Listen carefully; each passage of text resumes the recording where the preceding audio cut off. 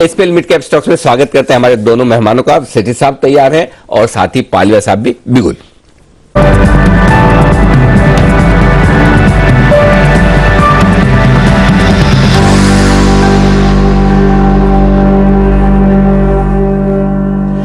पालिया साहब सुप्रभात, करिए शुरुआत। Good morning Anil ji, good morning Deepanshu ji, good morning everyone. Long term pick रहेगी Anil ji Astra micro.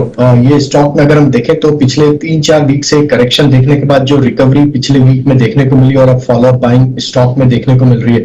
Overall long term setup stock का पॉजिटिव है। जिस तरीके से स्टॉक के लॉन्ग टर्म चार्ट प्लेस्ड है और अब नियर टर्म चार्ट पे भी इसमें स्ट्रेंथ बनते हुए दिख रही है, हमें लगता है कि वापस से ये स्टॉक में अब यहां से एक अपसाइड का मूव कंटिन्यू होते हुए दिखेगा। तो एस्ट्रा माइक्रो को बाय करने की सलाह रहेगी लॉन्ग टर्म पिक में। 310 से 320 तक के टारगेट तक हम यहाँ पे एक्सपेक्ट कर रहे हैं, जो कि लॉन्ग टर्म में आते हुए दिख सकते हैं। 258, 253 ये बाइंग रेंज रहेगी। 238 का स्टॉप लॉस रखें और लॉन्ग टर्म के टारगेट 300 से 310 तक के अपसाइड के लिए, इस 310 से 320 के अपसाइड के लिए इसको बिल्कुल बाय किया जा सकता है। तो Astra Micro long term pick रहेगी। 310-320 के टारगेट के लिए यहां पर करते हैं खरीदारी और ये है आपके लिए राय इस वक्त आती हुई। आइए बढ़ते हैं आगे और सेठी साहब भी हमारे साथ तैयार है। सेठी साहब सुप्रभात, बताएं सर आपकी long term pick. Good morning Anil ji, good morning Deepanshu. जो अनिल जी आज की मेरी लॉन्ग टर्म पिक है, एक बहुत ही सॉलिड फंडामेंटल्स वाली कंपनी है। स्टॉक का नाम है हाइकल, जो कि अभी 504 के लेवल पे ट्रेड हो रहा है। एक बहुत ही जबरदस्त कंपनी है जो कि फार्मा एपीआई, फिर क्रॉप प्रोटेक्शन, स्पेशलिटी केमिकल्स और बायोटेक्नोलॉजी, इन सब सेक्टर्स में काम करती है, जो कि बहुत ही ट्रिमेंडस पोटेंशियल वाले सेक्टर्स हैं।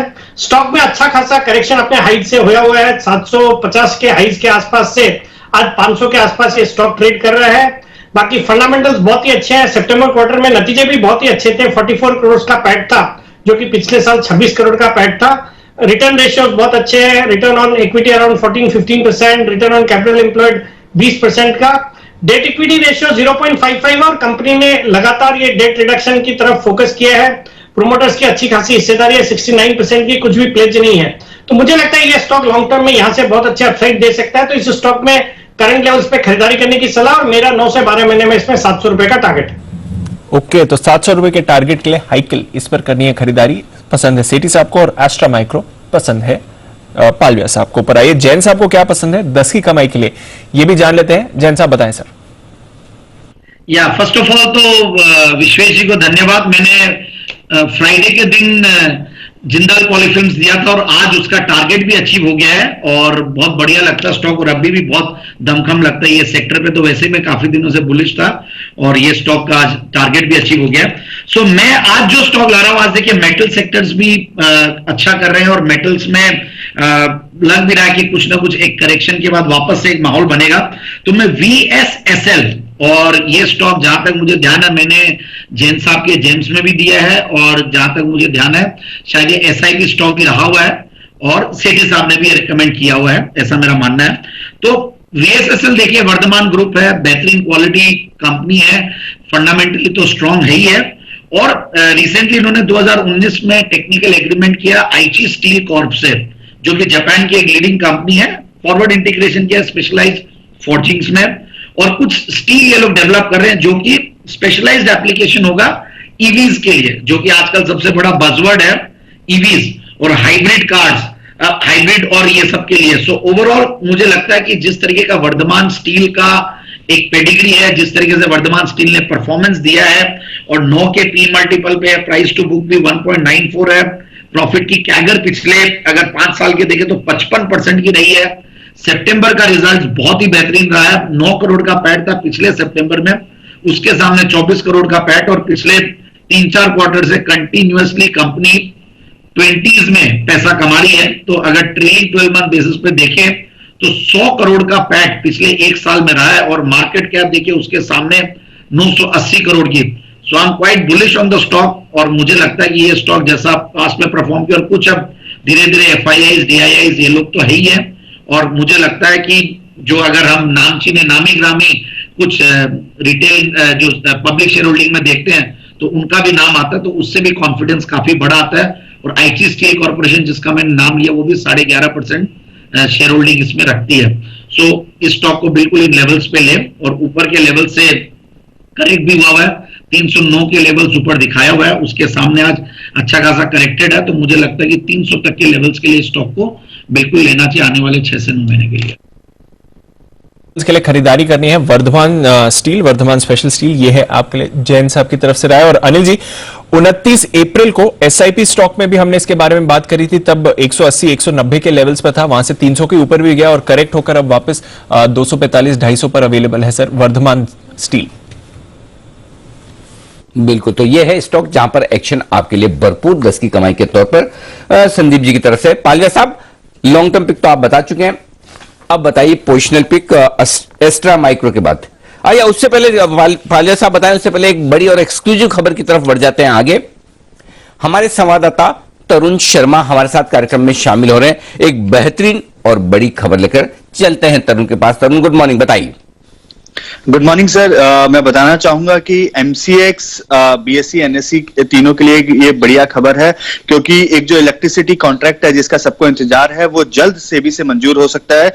अगले 2 हफ्ते में सेबी और सीईआरसी जो कि स्पॉट इलेक्ट्रिसिटी रेगुलेटर है उसके साथ दोनों रेगुलेटर्स की मीटिंग है और एक मैकेनिज्म पे फाइनलाइजेशन हो जाएगा, और जो उम्मीद की जा रही है कि जनवरी के पहले या दूसरे हफ्ते तक इलेक्ट्रिसिटी कॉन्ट्रैक्ट को सेबी मंजूर कर सकता है। अभी तक हम ये जान पा रहे थे कि सिर्फ एमसीएक्स ने इस कॉन्ट्रैक्ट के लिए अप्लाई किया है, लेकिन बाकी 2 एक्सचेंजेस भी इसके लिए तैयार हैं और उन्होंने भी सेबी के पास ये एप्लीकेशन अपनी फॉरवर्ड करी है।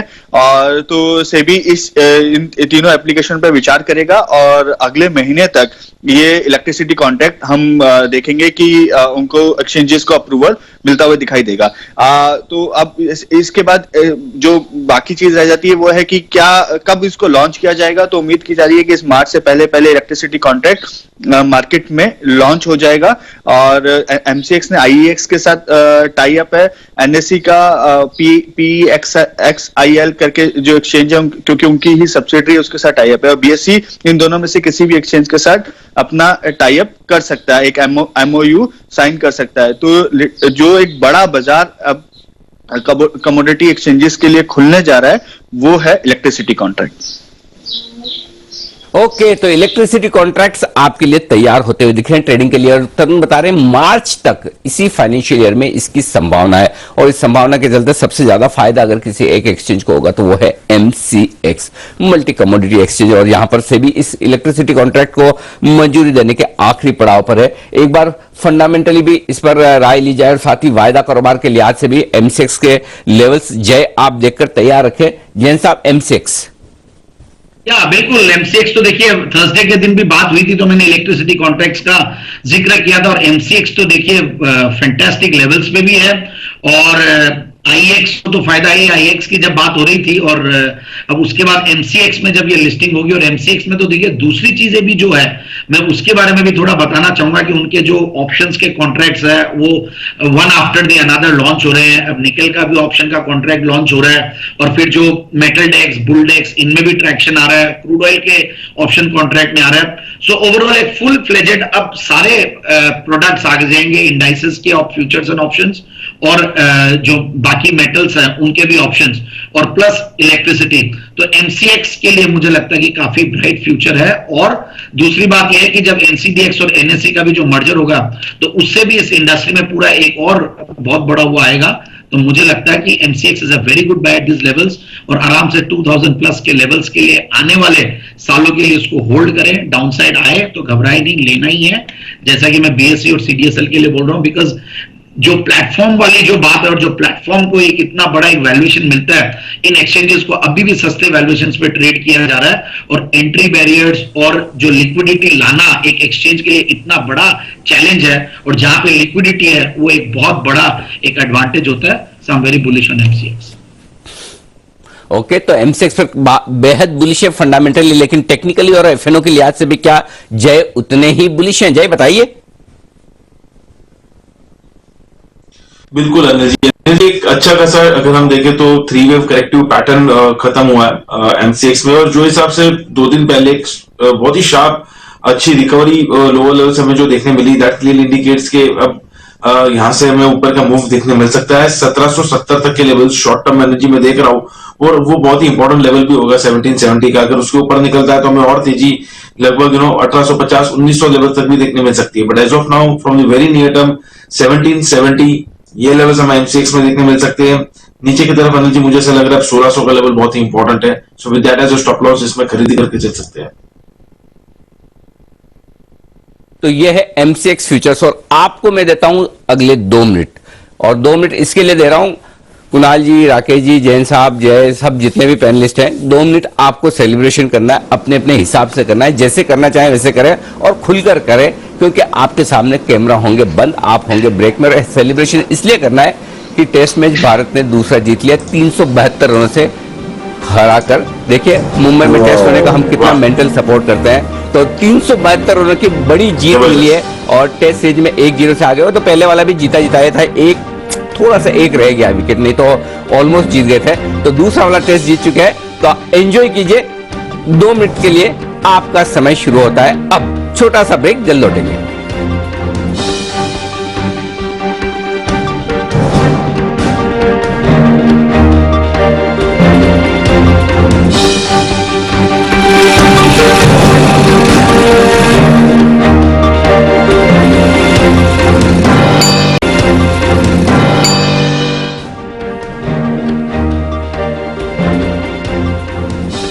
स्वागत है आप सबका एसपीएल मिड कैप स्टॉक्स में। अब वक्त है पोजिशनल पिक्स का। पालिया साहब बताएं आपकी positional pick, long term pick Astra Micro के बाद।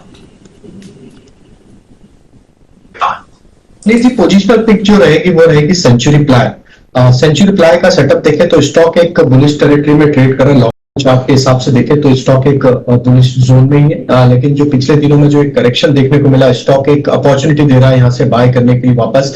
अगर डेली सेटअप के हिसाब से देखें तो एक डाउन स्लोपिंग ट्रेंड लाइन का ब्रेकआउट होते हुए दिखा है। इस वॉलेटाइल मार्केट में भी स्टॉक 50 डे मूविंग एवरेज के ऊपर ट्रेड करते हुए दिख रहा है, तो short to medium term setup भी इसके पॉजिटिव है। तो सेंचुरी प्लाई में बाय करने की सलाह रहेगी। हम यहाँ मान के चल रहे 700 से 720 तक की अपसाइड यहाँ पे पोजिशनल बेसिस पे आते हुए दिख सकती, तो 610 के स्टॉप लॉस से सेंचुरी प्लाई बाय करना है पोजिशनल कैटेगरी।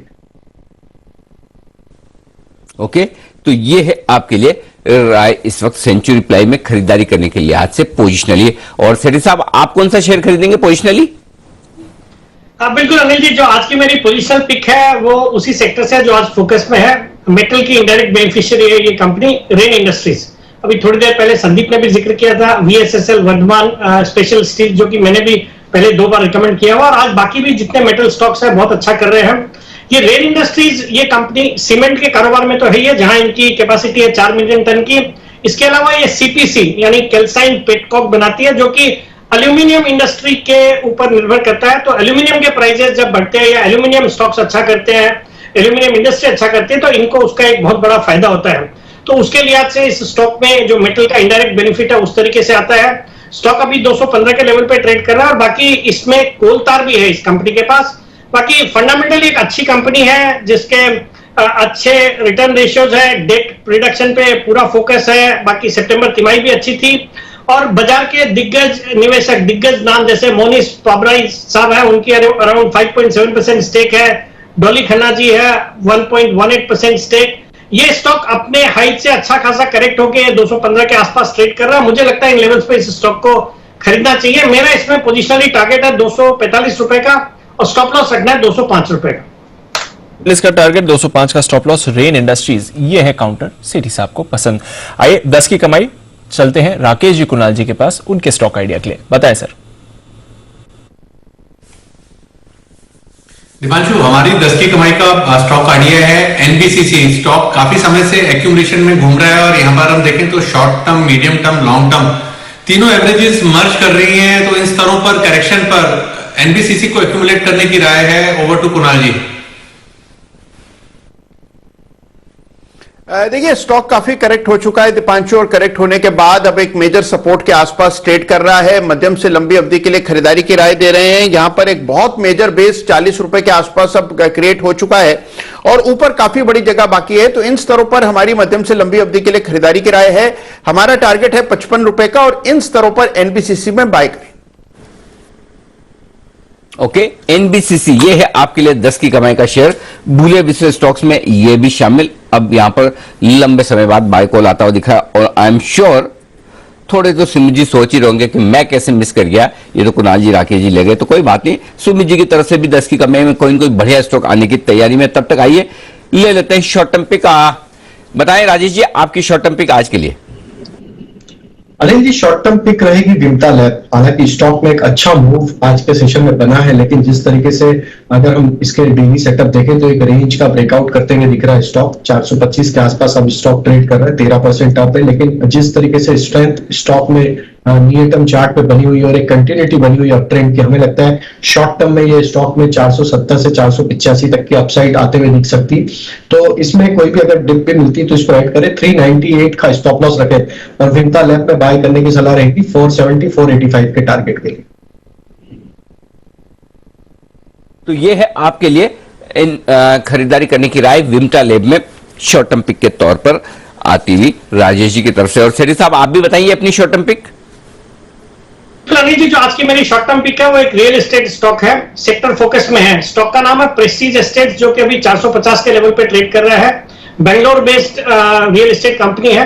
बाकी आज रियल एस्टेट सेक्टर फोकस में होने के कारण, एक तो ओवर द वीकेंड हमने देखा गोल्डमैन सैक्स ने बोला कि 2 से 3 बिलियन डॉलर का भारतीय रियल एस्टेट में आने वाले कुछ सालों में निवेश करना चाहते हैं। फिर आरबीआई की मॉनेटरी पॉलिसी की मीटिंग शुरू हो गई है, उसके भी डिटेल्स आएंगे 2 दिन बाद। बट अब मुझे लगता है इसमें भी इंटरेस्ट रेट हाइक को लेके कोई डिसीजन होगा नहीं, या इंटरेस्ट रेट कम तो नहीं होने वाले, बट स्टेटस को मेंटेन होना चाहिए। तो उसके भी कारण आज जितने रेट सेंसिटिव स्टॉक्स है वो अच्छा कर रहे हैं, उसमें रियल एस्टेट अग्रणी है। और मुझे लगता है ये जो कंपनी है बेंगलोर के अलावा इन्होंने दिल्ली और एनसीआर रीजन में भी स्प्रेड किया है।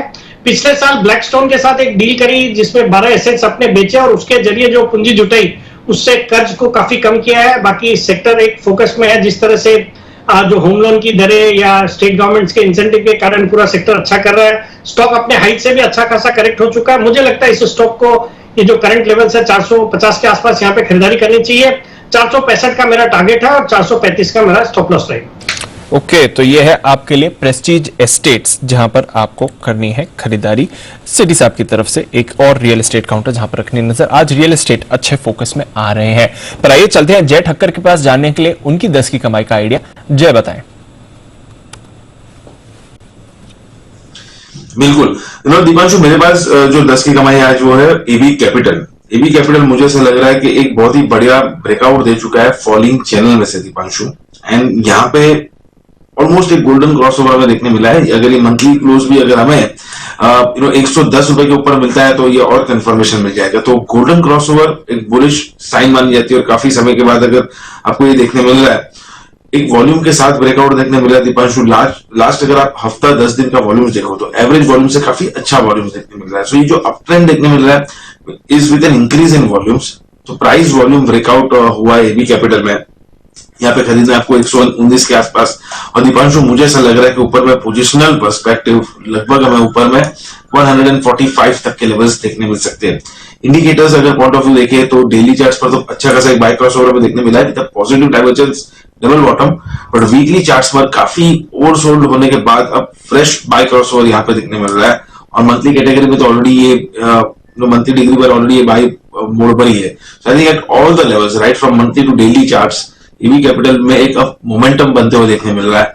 Price volume breakout back with momentum, अच्छा मूव देखने मिल सकता है। 110 के नीचे का स्टॉप लॉस लगाइए, 145 का टारगेट रहेगा एबी कैपिटल में।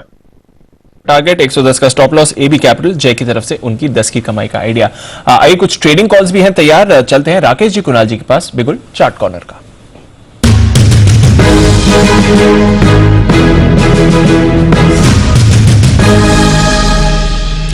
बताएं सर।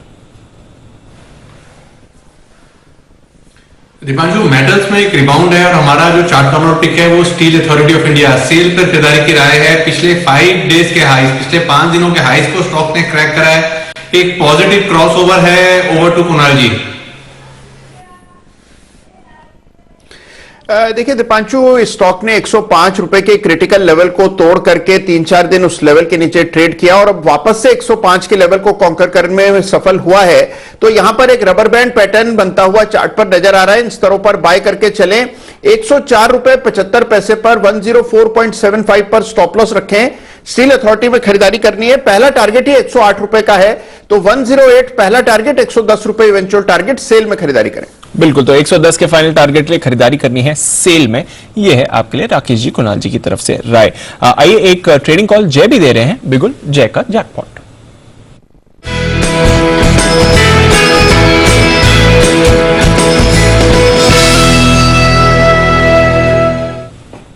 बताएं जय।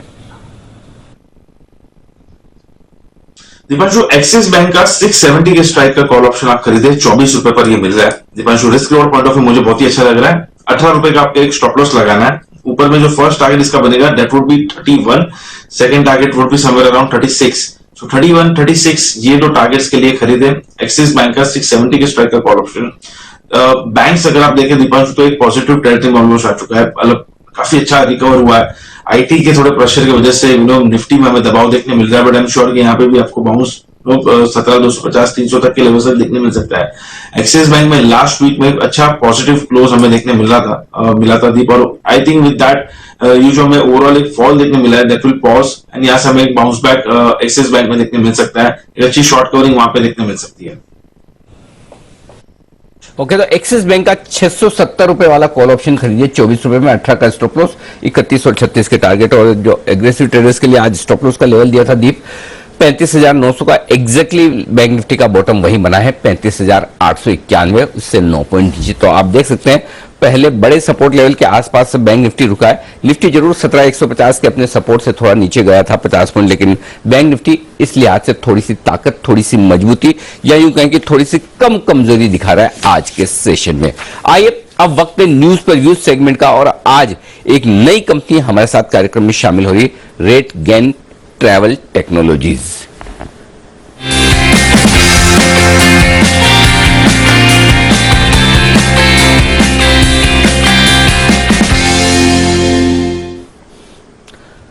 2012 में इस कंपनी की शुरुआत हुई, और तब तो हालांकि इसका नाम रियल एस्टेट कंपनी से जुड़ा हुआ था, रिदान रियल एस्टेट प्राइवेट लिमिटेड, लेकिन देश की अग्रणी टेक्नोलॉजी डिस्ट्रीब्यूशन कंपनियों में यह कंपनी शामिल है।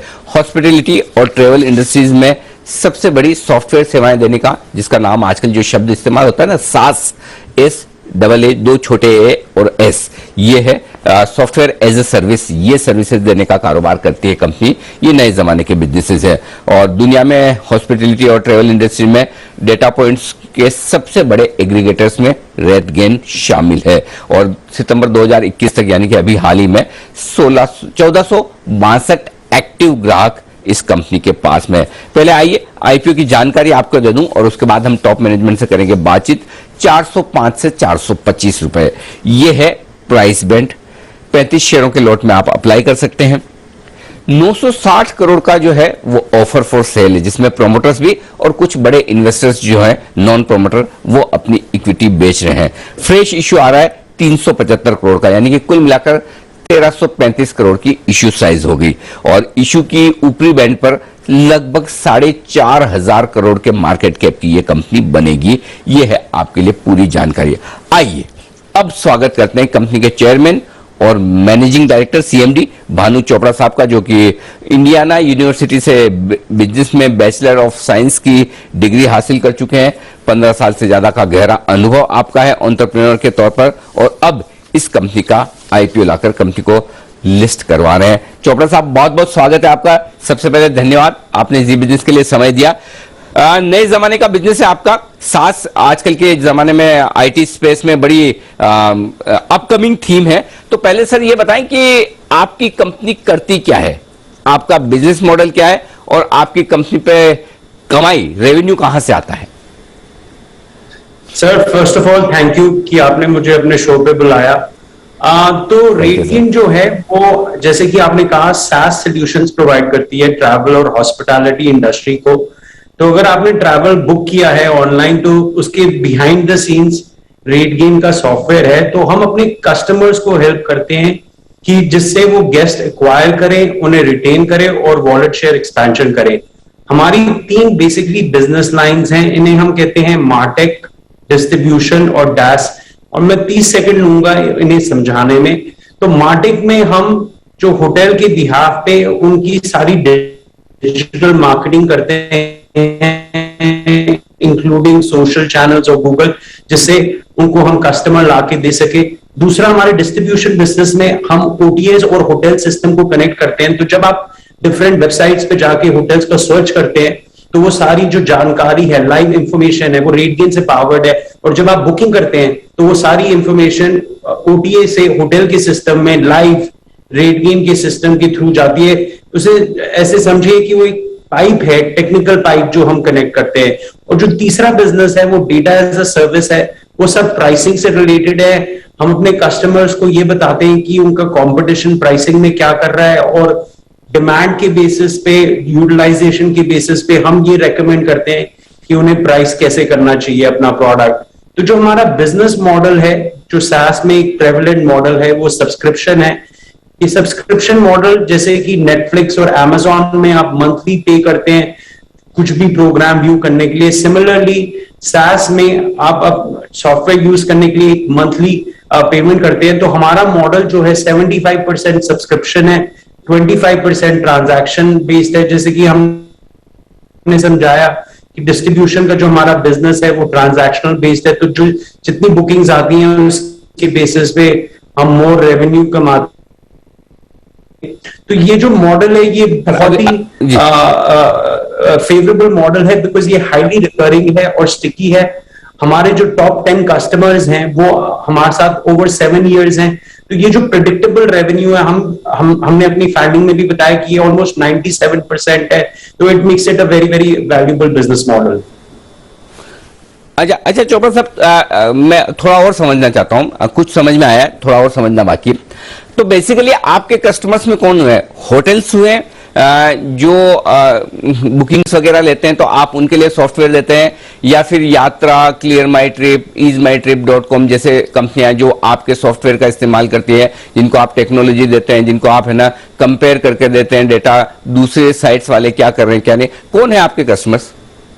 तो आपने बिल्कुल ठीक समझा। हमारे कस्टमर्स जो हैं वो सारी वर्ल्ड की टॉप होटल चेन्स है, top 23 out of the top 30 hotel chains, the top 25 जैसे कि आपने जो एग्जांपल्स दिए वो ऑनलाइन ट्रैवल एजेंट्स कहते हैं। तो एक जैसे कि एक्सपीडिया और बुकिंग हमारे बहुत बड़े कस्टमर्स हैं, और जितने भी हर वर्ल्ड में रीजनल प्लेयर्स हैं वो सारे हमारे कस्टमर्स हैं। तो top 25 out of the top 30 OTAs ये हमारे कस्टमर्स हैं। जो लीडिंग कार रेंटल कंपनीज हैं, जो सबसे बड़ी क्रूज लाइनर्स हैं। सो हमारे जो टोटल कस्टमर्स हैं ये B2B 1400 से ऊपर हैं, जैसे कि आपने इंट्रोडक्शन में कहा। और जो भी मेजर सप्लायर या मेजर इंटरमीडिएरी है वो हमारा कस्टमर, जैसे इंडिया की जितनी भी टॉप एयरलाइंस है ये सब भी हमारे कस्टमर हैं।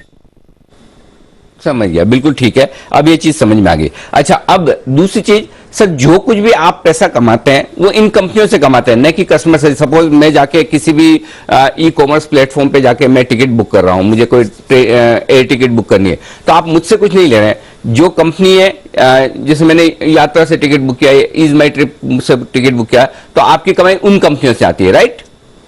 करेक्ट सर, क्योंकि हम एक B2B कंपनी है। जैसे कि मैंने कहा कि आप जो भी एक्सपीरियंस ऑनलाइन बुकिंग से कर रहे हैं, कहीं ना कहीं रेडियन बिहाइंड द सीन्स उस टेक्नोलॉजी को पावर कर रहा है।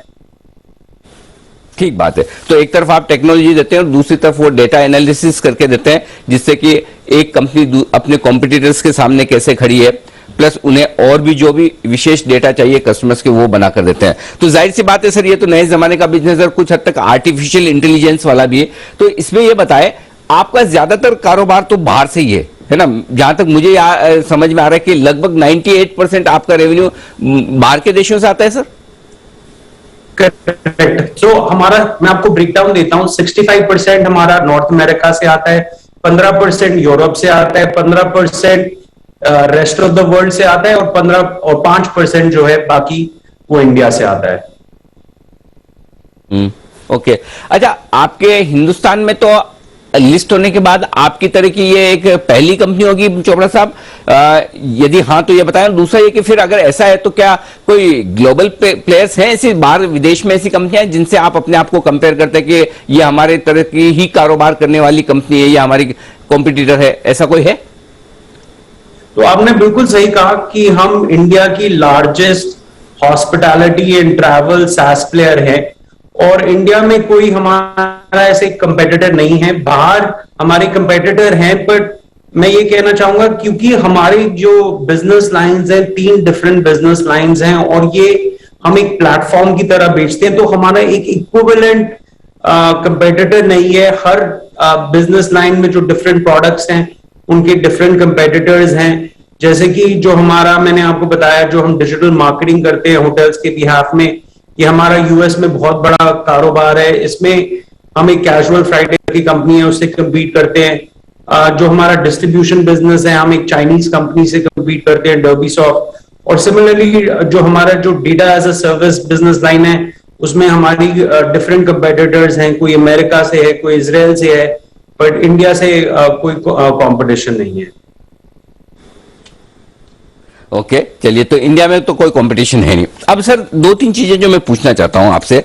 कोविड का पीरियड है और जाहिर सी बात है ट्रैवल और हॉस्पिटलिटी यही एक सबसे ऐसा बड़ा बिजनेस है कि जहां मतलब कुछ खराब हो जाए तो सबसे पहले इंपैक्ट यही आता है और सबसे लास्ट में रिकवर होने वाला भी यही बिजनेस है, करेक्ट? सो अब ये फिर से ओमिक्रॉन वाला मामला है, तो क्या आपका बिजनेस भी सर सेंसिटिव है? अगर कोविड फैलता है, वापस से आता है कुछ, तो क्या बिजनेस पर इंपैक्ट हो सकता है? तो सर मैं ये कहना चाहूंगा कि ये जो इम्पैक्ट होता है ये टेम्पररी इन नेचर ही होता है, क्योंकि हमने बहुत बढ़िया रिकवरी देखी है। अगर आप हमारा फर्स्ट 5 मंथ्स का रेवेन्यू देखें जो हमने फाइलिंग में दिया है, तो हमारी रिकवरी ऑलमोस्ट 30% के आसपास है, जो कि अभी हमने एक कंपनी भी अक्वायर करी इस दौरान, जिसके अभी हमने फाइनेंशियल्स डिक्लेयर नहीं करे, तो उसकी वजह से हमारी रिकवरी काफी सॉलिड है। और ये नए वेरिएंट के होते हुए मैं प्रिडिक्ट तो नहीं कर सकता, बट मैं बहुत श्योर था कि हम बहुत जल्दी ही प्री कोविड लेवल के रेवेन्यू पे पहुंच जाएंगे। तो आपकी बात बिल्कुल सही है, बट मेरा ये भी मानना है कि जो एक ट्रैवल है वो एक ह्यूमन नीड है अब। तो लोग कहते हैं रोटी कपड़ा और मकान, मैं कहता हूँ रोटी कपड़ा मकान और ट्रैवल। तो ये जरूर है कि अभी एक ये वेरिएंट की वजह से सारे कंट्रीज ने थोड़े से प्रिकॉशंस ली हैं, बट मेरा ये भी मानना है कि आज की डेट में जो हमारी मेडिकल फ्रेटर्निटी है वो बहुत एजुकेटेड है, स्मार्ट है, और मुझे उन पे फुल कॉन्फिडेंस है, क्योंकि हमारे पास अब बहुत टूल्स अवेलेबल है। हमारी टेस्टिंग देख लीजिए या आप हमारे वैक्सीन्स देख लीजिए, तो उनके होते हुए मुझे कॉन्फिडेंस है कि ये जो भी इसकी रैमिफिकेशंस जो हम स्टडी कर रहे हैं, जो भी निकल के आएंगी, हमारे पास सोल्यूशन बहुत ही जल्दी आ जाएगा। और ये जो थोड़ा सा पॉज है, ये इससे हम निकल आएंगे। ओके, चोपड़ा साहब, आपके नए जमाने की कंपनी में सबसे ज्यादा जो एक चिंता रहती है आपके इन्वेस्टर्स को, वो ये रहती है कि कंपनी प्रॉफिटेबल होगी क्या, होगी तो कब होगी, होने के बाद प्रॉफिटेबल बनी रहेगी या नहीं। वैसे आपके जो मेरे पास 3 साल के डेटा है, फाइनेंशियल ईयर 2019 में आप प्रॉफिटेबल थे, राइट? 20 में शायद थोड़ा सा आपको नुकसान दिखा है 20 करोड़ का, 21 में भी नुकसान रहा है।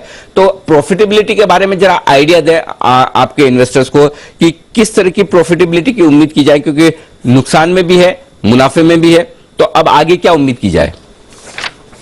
तो सबसे पहले तो मैं ये क्लैरिफाई करना चाहूंगा कि रेटगेन अभी भी प्रॉफिटेबल कंपनी है ऑपरेटिंग लेवल पे। वो जो लॉसेस दिखते हैं वो एक अकाउंटिंग एंट्री की वजह से अकाउंटिंग लॉस दिखता है, क्योंकि हमने जो एक्विजिशंस की हैं, हमने अब तक 3 कंपनियां खरीदी हैं, 2 अमेरिका में खरीदी हैं, एक जर्मनी में खरीदी है। तो हम उसके इनटैंजिबल एसेट्स को डिप्रिशिएट करते हैं या एमोर्टाइज करते हैं, तो उस वजह से वो अकाउंटिंग लेवल पे लॉस दिखाती है। पर अगर आप देखें कोविड ईयर में भी हमने 20 करोड़ कमाए और ऐड करे अपने बैलेंस शीट पे, तो वो एक अगर आप फ्री कैश फ्लो का जो एक कॉन्सेप्ट होता है या कैश फ्रॉम ऑपरेटिंग ऑपरेशंस, वो हमारा पॉजिटिव है। तो ये जो एक्विजिशंस को हम डिप्रिशिएट कर रहे हैं, इसकी वजह से लॉस दिखता है। और मैं आपको ये भी बताना चाहूंगा कि कंपनी को मैंने पहले 10 साल बूटस्ट्रैप किया, तो हमारा बहुत ही स्ट्रॉन्ग फाइनेंशियल डिसिप्लिन है। हमारी 80% ग्रोस मार्जिन हैं, तो काफी सिग्निफिकेंट ग्रोस मार्जिन हैं। और हम कंपनी का जो बिट्टा मार्जिन है अप अंटिल FY18 20% तक मेंटेन कर रहे थे, पर उसके बाद हमने बहुत फोकस किया ग्रोथ पे, तो हमने बहुत सारे नए प्रोडक्ट लॉन्च किए। अगर आप FY18 में देखें तो हम 2-3 प्रोडक्ट कंपनी थी, अब मैंने की बताया हमारी डिफरेंट बिजनेस लाइंस हैं, और अब हमारे पास 10-12 प्रोडक्ट्स हो गए हैं। तो अभी भी ग्रोथ को देखते हुए हमारा फिर भी EBITDA मार्जिन जो है वो लगभग 10% है। परफेक्ट। अच्छा सर, एक और चीज है जो मैं आपके प्रोस्पेक्टस में देख रहा था, अप्रैल से जून 2020 के बीच में आपने कुछ स्टॉक ऑप्शंस दिए हैं 137 रुपए पर, फिर उसके बाद में 147 रुपए पर भी आपके ऑप्शंस आए हैं, 145 रुपए पर भी, और अब जो आपका आईपीओ आ रहा है वो तो काफी ऊंचे दाम पर आ रहा है 425 रुपए के आसपास। तब से लेकर फाइनेंशियल परफॉर्मेंस में कोई खास इंप्रूवमेंट नहीं है, इनफैक्ट थोड़ा सा कोविड की वजह से नुकसान हुआ है। तो फिर इतने हाई प्रीमियम पर आईपीओ लाने की वजह, या फिर उसके ठीक एक साल पहले इतने कम प्रीमियम पर स्टॉक ऑप्शंस देने की वजह? तो वो जो ऑप्शंस हैं वो एक्चुअली हमने बहुत पहले से दिए हुए थे, वो एक्सरसाइज हुए हैं। वो ऑप्शंस लगभग 3-4 साल पुराने, एक स्ट्राइक प्राइस होता है जो आप अपने एम्प्लॉइज को इंसेंटिवाइज करने के लिए लोअर प्राइस रखते हो, तो एक्चुअली वो प्राइस और भी कम था, वो 6-7 रुपए था। और ये जो आप देख रहे हैं कि एवरेज वेटेड कॉस्ट देख रहे हैं, तो अभी हमारे जो रिसेंटली जो नए इन्वेस्टर्स आए हैं, स्मॉल इन्वेस्टर्स, उन्होंने लगभग शेयर 400 रुपए में लिया है, तो वो एवरेज की वजह से वो आपको कम दिख रहा है, नहीं तो जो अभी रिसेंट ट्रांजैक्शंस हुई हैं वो 400 रुपए के अराउंड हुई हैं।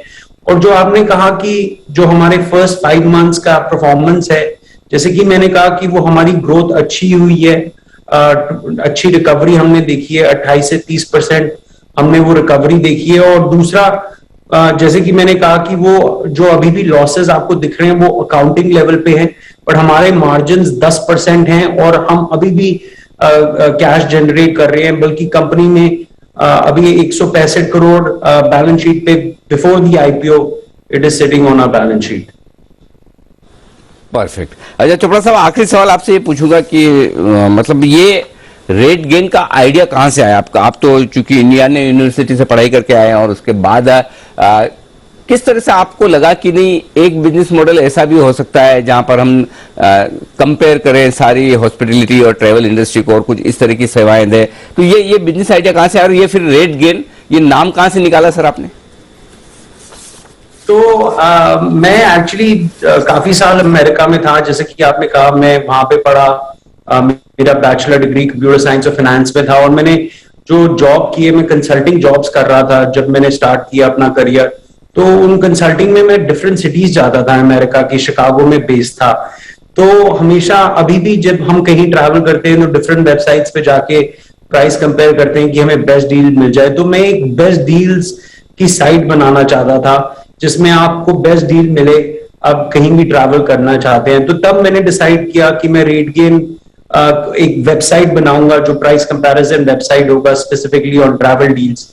तो तब मैं इंडिया आया और मैंने टेक्नोलॉजी बिल्ड की, पर बड़ी जल्दी से मुझे रियलाइज हुआ कि एक कंज्यूमर इंटरनेट साइट बहुत डिफिकल्ट है, स्पेशली अगर आपके पास बहुत सारा पैसा नहीं है। तो मैं उस वक्त, जब जैसे कि आज की डेट में तो बहुत इजीली आपको इन्वेस्टर्स मिल सकते हैं, पर बहुत डिफिकल्ट था ये वेंचर कैपिटलिस्ट और प्राइवेट इक्विटी। तो मैंने बिजनेस मॉडल को फिर पिवट किया कि मैं B2C से B2B हो जाऊं, जहां पे मैंने फिर ये टेक्नोलॉजी, प्राइस कंपैरिजन की टेक्नोलॉजी जो है लोगों को लाइसेंस करना शुरू की। मेरा पहला कस्टमर एक्सपीडिया था, जो आज 17 साल बाद भी मेरा कस्टमर है। और जो हमने उसके बाद प्रोग्रेस की, हम और एरियाज में मूव करते गए। और जो आपने पूछा कि ये नाम कैसे आया, क्योंकि हमने ये स्टार्ट की कंपनी रेट्स इंफॉर्मेशन प्रोवाइड करके, तो मेरे को ये था कि हम रेट प्रोवाइड कर रहे हैं और आप इस इंफॉर्मेशन से गेन करेंगे, तो रेट गेन। बिल्कुल इंटरेस्टिंग कहानी अभी तक की आपकी रही, और उम्मीद करते हैं कि आगे की कहानी बहुत और ज्यादा इंटरेस्टिंग होगी। जो हमारे दर्शक देख पा रहे हैं, आपके टी शर्ट पे बड़े बड़े शब्दों में लिखा हुआ, बड़े बड़े अक्षरों में लिखा हुआ है रेट गेन। ये टी शर्ट सिर्फ आप ही पहनते हैं या आपके ऑफिस में सारे लोग सर? नहीं सर, ये हमारी बहुत ही बढ़िया कल्चर है कंपनी में, there is a huge pride. तो आप अगर आपको मैं इनवाइट करना चाहूंगा, आप प्लीज आइए हमारे ऑफिस, आप देखेंगे बहुत सारे लोग रहते हैं। जरूर, बिल्कुल जरूर मुलाकात होगी सर। फिलहाल आपका बहुत बहुत धन्यवाद एज ए बिजनेस के लिए, आपने समय दिया और अपने आईपीओ पर, कंपनी की योजनाओं पर बातचीत की। कल से खुलने जा रहा है आईपीओ और आपको बहुत बहुत शुभकामनाएं। उम्मीद करें आपका आईपीओ सुपर डुपर हिट साबित हो। तो कल से आईपीओ खुलने की तैयारी में। चोपड़ा साहब बहुत बहुत धन्यवाद आपका। तो दीप, इंटरेस्टिंग कंपनी और नए जमाने की एक कंपनी जो सॉफ्टवेयर एज ए सर्विसेज, सास, ये शब्द बड़ा फेमस है। मैं भी इस शब्द के बारे में कई बार सुनता था, लेकिन आज समझ में आया कि इसका मतलब क्या होता है। मतलब अच्छे से समझ में आया जब चोपड़ा साहब ने बताया। तो इंटरेस्टिंग आईपीओ, कल इसका पूरा विश्लेषण करेंगे सुबह। बिल्कुल सर, और आपसे इस आईपीओ पर राय भी लेनी होगी और जानेंगे भी कि किस तरह से इस पर आप अपना एक्शन कर सकते हैं। बहुत बहुत शुक्रिया आप सभी का हमारे साथ जुड़ने के लिए। हमारे पूरे पैनल, दमदार पैनल जो आज सुबह हमारे साथ था, वागले साहब, दिल्ली से राकेश जी, कुणाल जी, सुमित, विश्वेश जी, पालविया साहब और जय, आपका भी। रोज की तरह हम शो का समापन देश के सैनिकों के प्रति सम्मान के साथ करेंगे। आप सभी अपनी जगह पर खड़े हो जाएं। जय हिंद।